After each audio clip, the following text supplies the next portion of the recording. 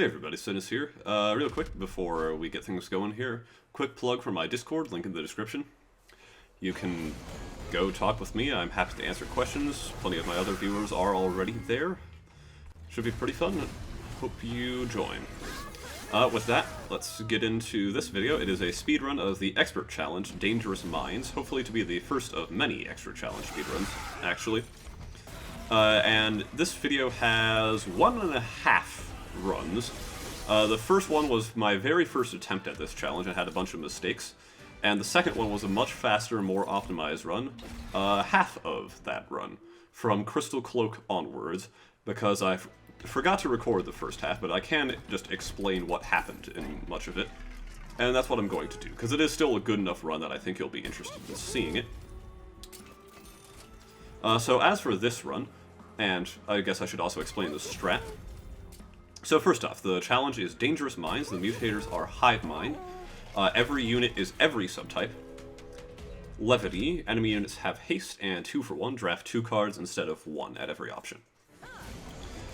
So Umbra has a lot of effects that work with this. Most prominent among them is Morsel Master, which lets you double any units rather than just morsels. And then Shroud Mitosis, which lets you triple any unit, as opposed to just morsels. And with the power of those in tow, I decided to use a speedrun based around that. So I reset for Advanced Prototype, which was an absolutely brutal set of resets before I got this attempt. I wanted Monstrous Penumbra for the Trample, just to make things simpler. And I got Advanced Prototype 4 times, and 4 times in a row,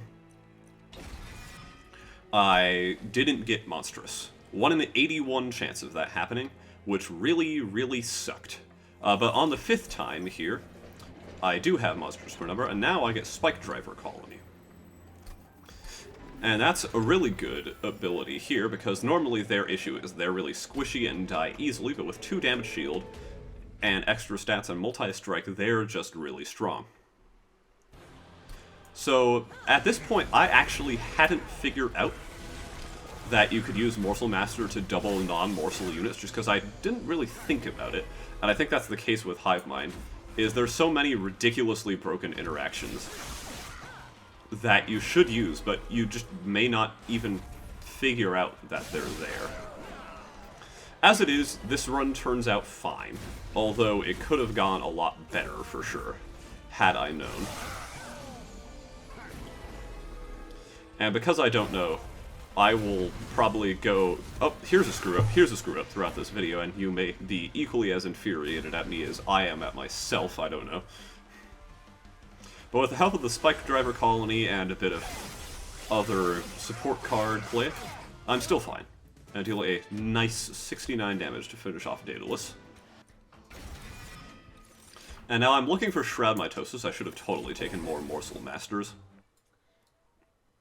But this run worked fine. And we're already on Ring 4 pretty quickly for Expert Challenge standards. I choose to Large Stone my Spike Driver Colony, something I'm normally opposed to, just because there's triple multi-strike and I have the capacity to play them effectively. Normally I don't necessarily have the capacity, or would just rather see Quick on my Spike Driver, but with all the damage shield, I feel like Quick loses a bit of its value. Here's Fight 4. The Covenant 20 capacity drop is a pretty big annoyance once I figure out that Morsel Master can dupe things, because it's not guaranteed that you can play both Morsel Master and whatever you want to dupe in the same turn. For now, the real annoyance is that I have no brain cells. But bear with me on this one, I will fix it in the second run. And it's a pretty impressive and quite dramatic fix. So I have a big ol' raged up Penumbra. The problem is I have no backline reach. I should have used Mind Collapse.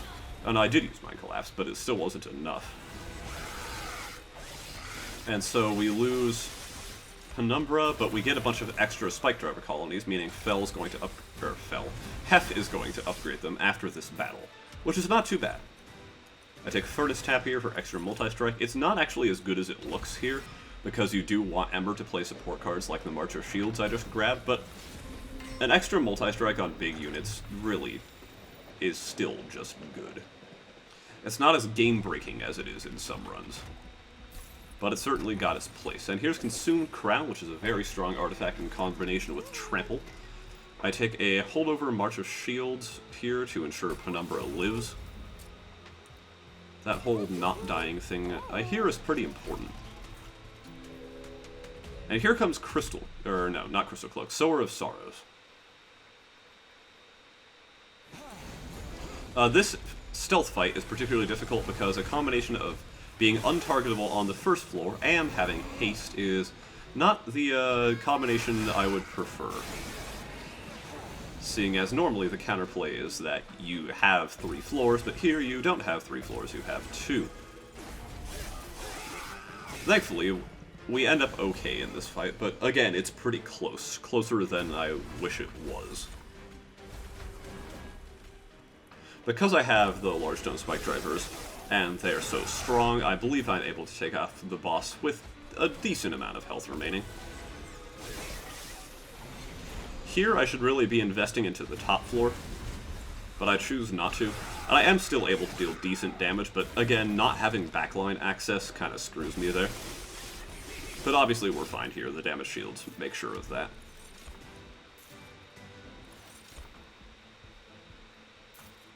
And after considering a little bit, I move on. Here comes Fell. Flying bosses are interesting in this run in a way they aren't normally, because the second floor is essentially free damage on the flying boss whenever it goes there, because no unit will ever occupy the second floor. You can see how little I know of the ways of Hive Mind by the fact that I'm purging the most important unit in this deck, being the Morsel Master. Which again could have been used to make this run insanely strong, but as it was, the run was quite strong enough with the particular combination of artifacts I'm getting here especially.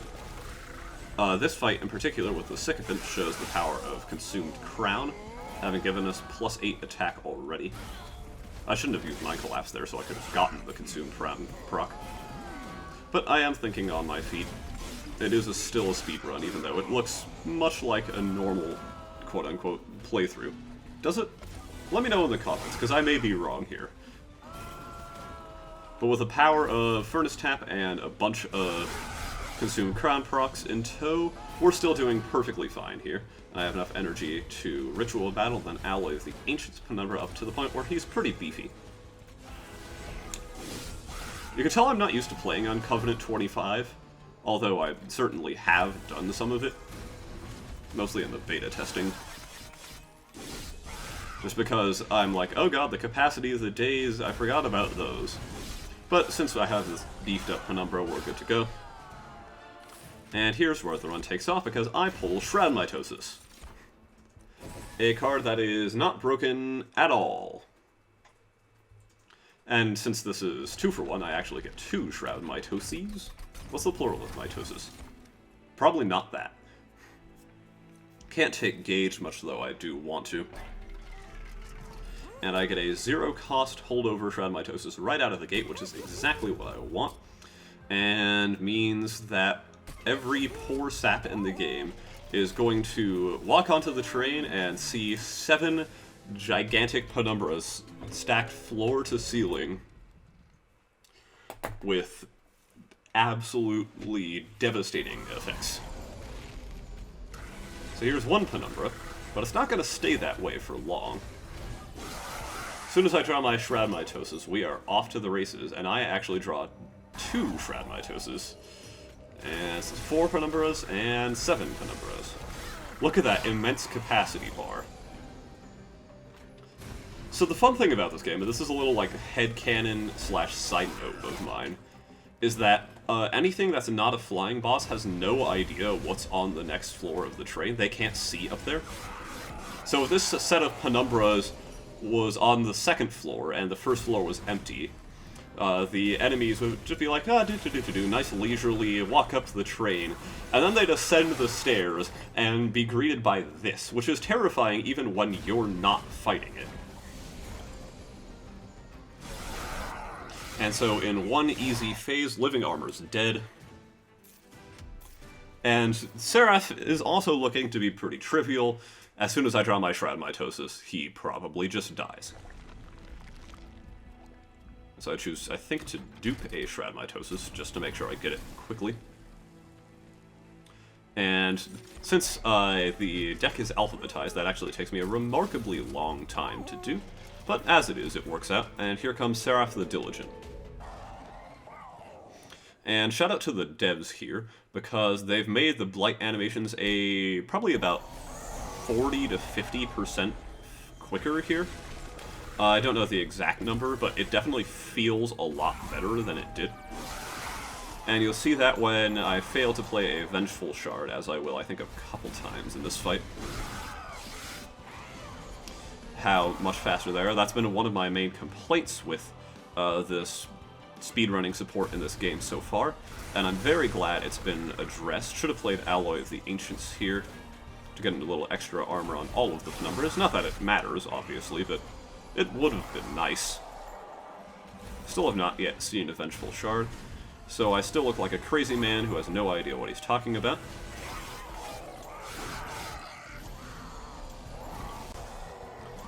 But here I just throw my Shroud Mitosis, put it in the consume pile, and yeah, that blight animation is a good deal faster. I'm not just seeing things.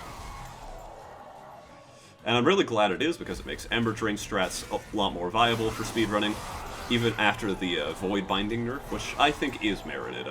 I'm not disagreeing with the nerf, I just find it annoying. And this giant swarm of Penumbras is going to absolutely delete Seraph, who knows what is coming because he's a flying boss. He's like, oh my god, I have to go down there. Why can't I just fly into the 3rd floor? Alright, and now here we are halfway through this second run. So in the previous couple rings, I have already gotten my Shroud Mitosis and have a couple Morsel Masters and Consumer of Crowns, one of which also has a minor refraction on it, so it is 1 capacity. That's kind of broken if it's not immediately obvious. So here comes fight 6. It's Scourge Fell. Again, I'm really happy that the blight animations has been sped up about now.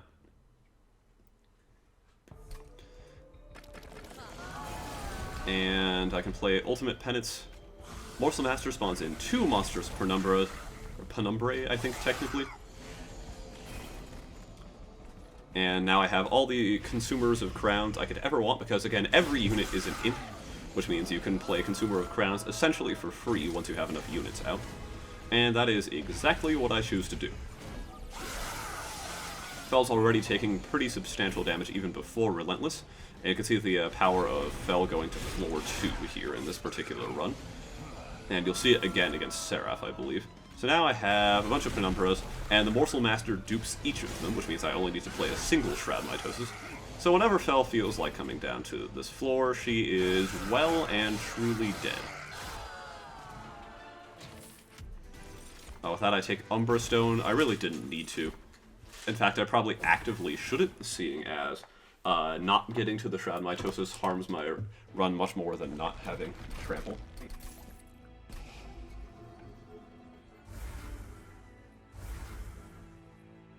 Would otherwise have. But I'm purging out Train Stewards,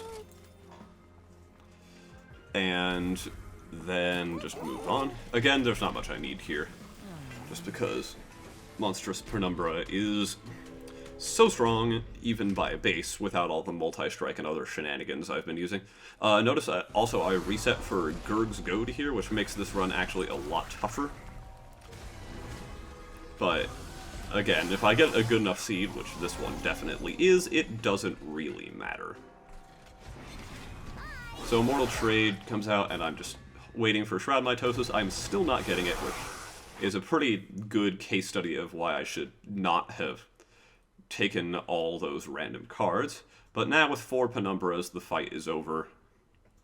And it's even more over with 7 Penumbras. And Nephil is about to have the surprise of his life, as he dies in 1 phase.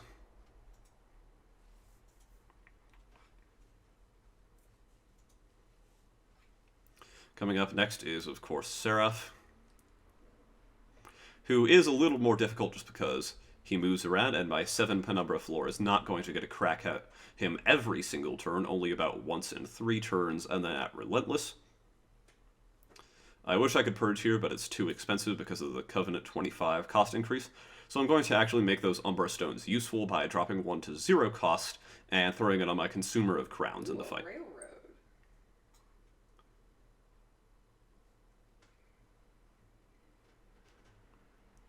Oh. So with that, I Molting Imp the bottom floor, and then I was going to set up on the 2nd floor to get the guaranteed Relentless damage, but I end up having to set up on the 3rd floor instead because of the Covenant 20 capacity reduction. Like, audible? Okay, cool. Then here's 2 Consumers of Crowns, and then 2 more, so that clears basically everything off of floor 1. And again, I'm just waiting for Shroud Mitosis to win.